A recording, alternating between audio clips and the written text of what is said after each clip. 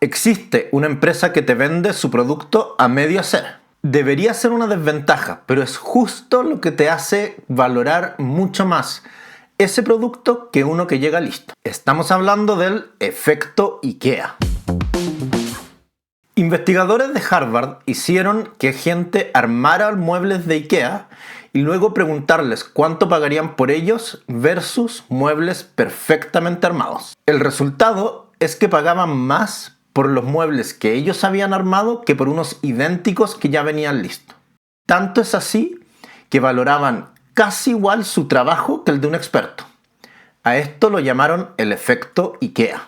La razón es un poco contraintuitiva. Nosotros en innovación hablamos de eliminar ojalá la mayor cantidad de fricción posible.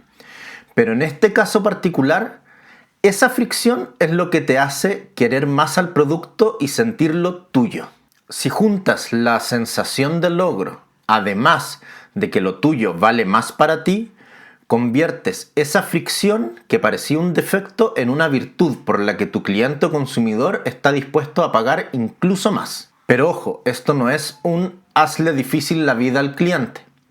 Ese mismo estudio demostró que cuando ese mueble no lo lograban terminar, no generaba conexión, generaba frustración y rechazo.